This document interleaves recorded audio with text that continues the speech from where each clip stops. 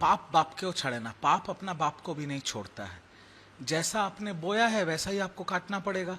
अब उनके घर पे पुलिस पहुंची थी रात को, उनके जो पीए हैं सुमित रॉय, उनको पकड़ने के लिए, जो अभी सुनाई में आ रहा है कि अंडरग्राउंड हो गए हैं। अभी बहुत कुछ खुलने वाला है, आने वाले दिन में बहुत कुछ खुलने वाला है। जैसा रवैया चल रहा है उसमें तो लग रहा है कि युवराज के चक्की पीसने के दिन बहुत करीब आ गए हैं। अगर उनको लगता है कि गृह मंत्री के खिलाफ एक्शन नहीं हो रहा है तो वो जाए संसद में बात को उठाए, सुप्रीम कोर्ट में बात को उठाए। कौन रोका है उनको? कल्याण बनर्जी को तृणमूल कांग्रेस का जरूरत नहीं है, तृणमूल कांग्रेस को कल्याण बनर्जी का जरूरत है। अब दीदी को चुनना पड़ेगा, अभिषेक बनर्जी या तृणमूल कांग्रेस। अब देखना पड़ेगा ममता बनर्जी किसे चुनती है। जो सांसद इतने दिनों से डर के वजह से चुप बैठे थे, आज वो अपनी दिल की सुन रहे हैं, वो देश के हित में काम करना चाह रहे हैं। इसमें गलत क्या है? तो या तो उनको कांग्रेस ज्वाइन करना पड़ेगा, या कांग्रेस अगर दिलदार हो तो उनके साथ गठबंधन करेगी। मर्ज तो हो ही नहीं पाएगा। एक कहावत है, हिंदी में भी है, बंगाली में भी है कि पाप बाप को छड़े ना, पाप अपना बाप को भी नहीं छोड़ता है।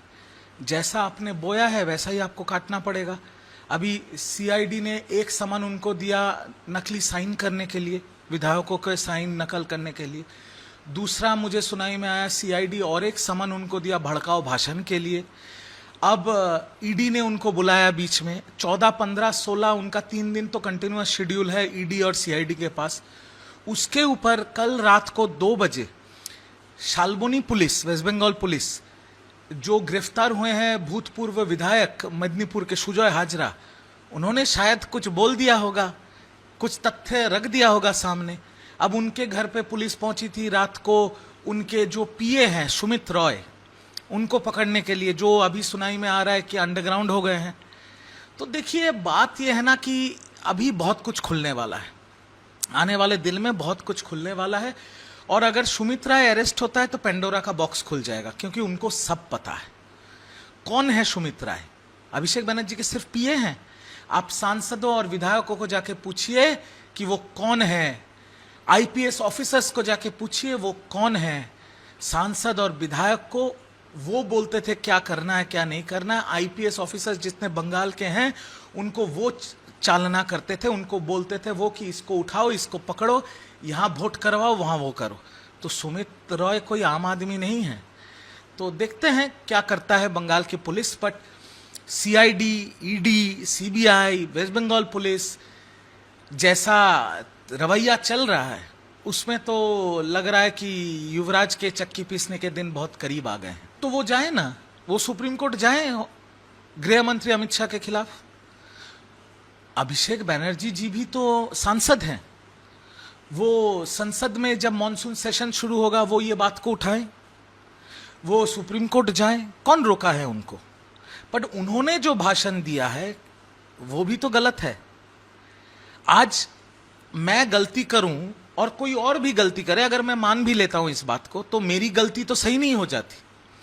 अब उनके खिलाफ एक्शन हो रहा है, अगर उनको लगता है कि गृह मंत्री के खिलाफ एक्शन नहीं हो रहा है तो वो जाए संसद में बात को उठाए, सुप्रीम कोर्ट में बात को उठाए। कौन रोका है उनको? पहले अपने हिसाब तो क्लियर कर लें। और मुझे तो आप जब मेरा इंटरव्यू ले रहे हैं, मेरे पास अभी एक व्हाट्सएप आया है कि आधे घंटे पहले बिष्णुपुर थाना में उनके खिलाफ अम्फान जो हुआ था ना, अम्फान जो तूफान हुआ था, अम्फान का 250 करोड़ रुपया इधर उधर करने का एक एफआईआर दर्ज हुआ है बिष्णुपुर पुलिस स्टेशन में। और वो किया है बीजेपी के लोकसभा के 2024 के कैंडिडेट बॉबी जी ने, जिनका नाम है अभिजीत दास शायद, उन्होंने किया है। तो एक के बाद एक एफआईआर हो रहे हैं, जांच पड़ताल हो रहा है। अभिषेक बनर्जी जी कोऑपरेट कर रहे हैं, उनको कोऑपरेट करना ही पड़ेगा, और तो कोई रास्ता है नहीं। बाकी कानून के हिसाब से चलेगा। अभी मुंह बोले बाप बेटे का रिश्ता अच्छा लग रहा है देखने में, इसमें कोई दिक्कत नहीं है। और कल्याण बनर्जी एक बहुत बड़े लीडर हैं, 4 टाइम के सांसद हैं। और आज के डेट में कल्याण बनर्जी को तृणमूल कांग्रेस का जरूरत नहीं है, तृणमूल कांग्रेस को कल्याण बनर्जी का जरूरत है। तो अभिषेक बनर्जी जी ने व्हाइट फ्लैग दिखाया है, कल्याण बनर्जी ने माफ कर लिया है, बढ़िया बात है। पर कल्याण बनर्जी जी ने जो बात बोला था, लोकसभा के सांसद जो बोल रहे हैं, विधायक जो बोल रहे हैं, हम लोग जैसे कार्यकर्ता जो बात बोल रहे हैं कि तृणमूल कांग्रेस का इस हालत के पीछे का कारण है अभिषेक बनर्जी, वो बात खत्म नहीं होती है और वो बात रह जाती है। अब दीदी को चुनना पड़ेगा अभिषेक बनर्जी या तृणमूल कांग्रेस, अब देखना पड़ेगा ममता बनर्जी किसे चुनती है। हो ही सकता है क्योंकि देखिए अभी तो आपको सब छोड़ के जा रहे हैं, अभी तो कोई बचा नहीं है। एक व्यक्ति है कल्याण बनर्जी जो 4 टाइम के सांसद है, ऊपर से सुप्रीम कोर्ट के लॉयर भी हैं, वो जो पहले अभिषेक बनर्जी जी के सारे मामलों में वही एडवोकेट ऑन रिकॉर्ड थे। तो शायद इसीलिए थोड़ा नरम पड़ गए, क्योंकि अभी कल्याण बनर्जी जी को जरूरत पड़ेगी आने वाले दिनों में। जैसे हर बंगाल के थाने में केसेस बन रहे हैं, जैसे ईडी, सीआईडी, सीबीआई सब उनके घर पे दस्तक दे रहे हैं, उनको तो एक बड़े वकील की जरूरत पड़ेगी। शायद ये भी कारण हो सकता है। आपके दर्शकों के जहन में लाना चाहता हूं कि 2022 में कल्याण बनर्जी जी और अभिषेक बनर्जी जी में एक मतभेद हुआ था, और तब अभिषेक बनर्जी जी के जितने लॉयलिस्ट हैं उन्होंने सोशल मीडिया पे बाकायदा स्टेटस छोड़ा था कि माताल के जानते हबे आगामी के मानते हबे श्रीरामपुर नतून सांसद चाय, जिसका हिंदी अनुवाद है कि जो क्या कहते हैं पियक्कड़ है, पियक्कड़ को जानना पड़ेगा, जो नए हैं उनको मानना पड़ेगा, और श्रीरामपुर में नया सांसद की जरूरत है। ये अभिषेक बनर्जी जी के लॉबी से ही ये पूरा कार्यक्रम चला था 2022 में। तो अगर कल्याण जी ये सब भूल के उनको बेटे की तरह माफ कर दे तो कल्याण बनर्जी जी का बड़प्पन है ये। ठीक है, अगर अब सांसदों की बात होती है तो जो रिबेल्ड सांसद है वो लोग सब दिल्ली जा रहे हैं, ऑलमोस्ट कुछ पहुंच गए हैं, कुछ रास्ते में पहुंच जाएंगे, क्योंकि स्पीकर को सोमवार को उनको मिलना है। उसके पहले मुख्यमंत्री के साथ उनकी एक बैठक होगी। कितनी अहम मानी जा रही है ये बैठक, क्योंकि बैठक जो उनकी मुख्यमंत्री थी उनके साथ नहीं है, वो पूर्व हो चुकी है। जो मुख्यमंत्री है दूसरे पार्टी के, उनके साथ बैठक। देखिए आपको एक चीज समझना पड़ेगा इसमें 2 अलग अलग सिचुएशंस है। एक सिचुएशन ये है कि ये जो सांसद हैं ये लोगों के वोट से चुने हुए सांसद हैं, तो इनके अपने सांसदीय क्षेत्र में लोगों के लिए काम करना है, और वो काम करना मुमकिन नहीं होगा अगर बंगाल के मुख्यमंत्री का समर्थन उन्हें ना मिले तो।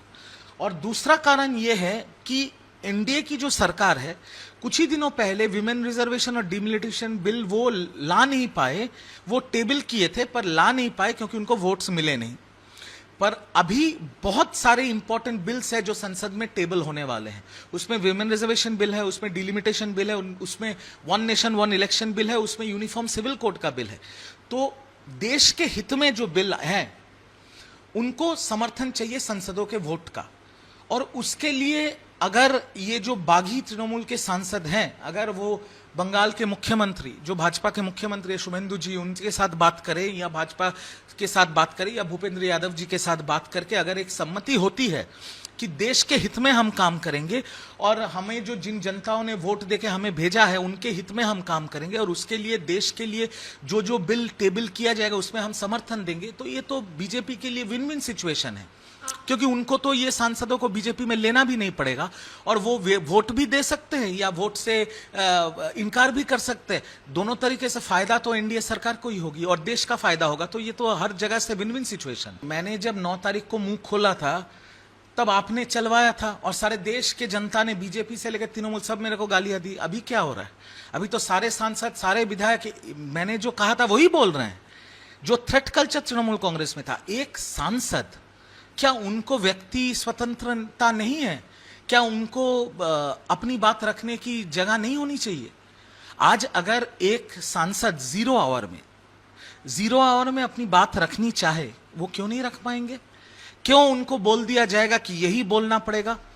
और ऋतुव्रत बंदोपाध्याय तो थे राज्यसभा में। राज्यसभा जो तृणमूल कांग्रेस की चलाते हैं क्विज मास्टर, वो तो सोचते हैं कि राज्यसभा उनकी बपौती है, वो तो सोचते हैं राज्यसभा उनकी बपौती है। सुखेंदु शेखर राय जिन्होंने आज इस्तीफा दे दिया, इतने सीनियर एमपी, इनको लास्ट बेंच में बिठाते थे, इनके साथ ऐसी बदतमीजियां होती थी, सबके साथ ऐसी बदतमीजी वो करते हैं।